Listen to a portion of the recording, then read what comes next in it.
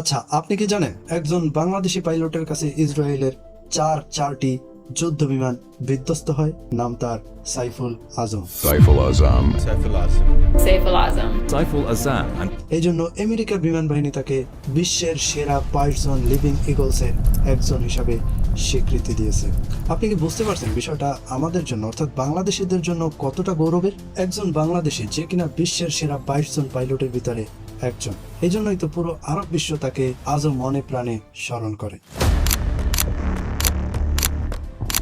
একজন মানুষ, একটা বিমান, আর 4টা দেশের পতাকা, আর ইসরায়েলের চারটা যুদ্ধ বিমান ধ্বংস, যা ইতিহাসে আর কেউ করতে পারেনি, তা করে দেখিয়েছে নৈপুণ্যতার সাথে একজন বাংলাদেশি সাইফুল আজম। আপনি যদি এরকম কন্টেন্ট আরো পেতে চান এবং মিথ্যার ভিতরে লুকিয়ে থাকা সত্যকে জানতে চান, তাহলে সাবস্ক্রাইব করুন এবং ফেসবুকে থাকলে ফলো দিতে ভুলবেন না। 1969 সাল মধ্যপ্রাচ্যে চলমান তৃতীয় আরব ইসরায়েল যুদ্ধ। ইসরায়েলের হাইপারসনিক জেটের বিরুদ্ধে দাঁড়ানোর মতো সমকক্ষ কোনো বিমান আরব দেশগুলোর একদমই ছিল না। একে একে ধ্বংস হচ্ছে আরব দেশগুলোর বিমান ঘাঁটি। পরিস্থিতিটা একদমই ছিল হতাশাজনক। তখন জর্ডানের মাফরাক বিমান ঘাঁটি থেকে উড়াল দিলেন বাংলাদেশি সাইফুল আজম। হাতে ছিল তার পুরনো একটি হকার ইন্টার বিমান। 1967 সালের 6 দিনের সেই আরব ইসরায়েল যুদ্ধে তিনি তার নৈপুণ্যতায়, তার দক্ষতায় ইসরায়েলের সুপারসনিক জেটের 2টি বিমান তিনি ধ্বংস করতে সক্ষম হন।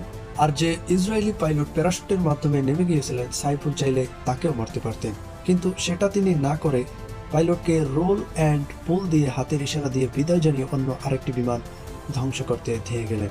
এভাবেই আরব দেশগুলোর হয়ে ইসরায়েলের চারটি বিমান ধ্বংস করে বাংলাদেশি সাইফুল আজম। কিন্তু আমাদের এই বাংলাদেশি সাইফুল আজম, তাকে হয়তোবা এখনো বাংলাদেশের কিছু মানুষ চেনে না, কিন্তু পুরো মধ্যপ্রাচ্য তাকে এখনো স্মরণ করে এবং আমেরিকা ইসরায়েলের জন্য তিনি কিন্তু একটি বড় থ্রেট।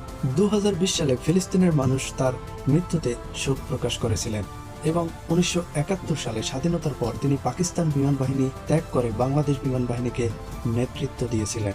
সবশেষে আমরা এই সাইফুল আজমের জীবনী থেকে আসলে কি শিখতে পারি?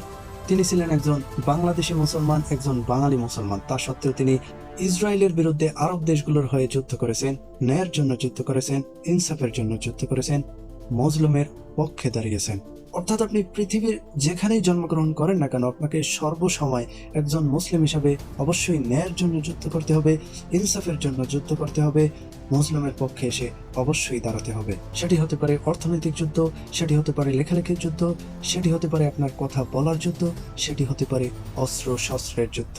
অর্থাৎ দিন শেষে একজন মুসলিম হিসেবে আপনাকে অবশ্যই ন্যায় এবং ইনসাফের পক্ষে যুদ্ধ করতেই হবে। আপনি যদি মিথ্যার ভিতরে লুকিয়ে থাকা সত্যকে জানতে চান, তাহলে সাবস্ক্রাইব করুন এবং ফেসবুকে থাকলে ফলো দিতে ভুলবেন না এবং কমেন্টসে আপনার মতামত শেয়ার করুন।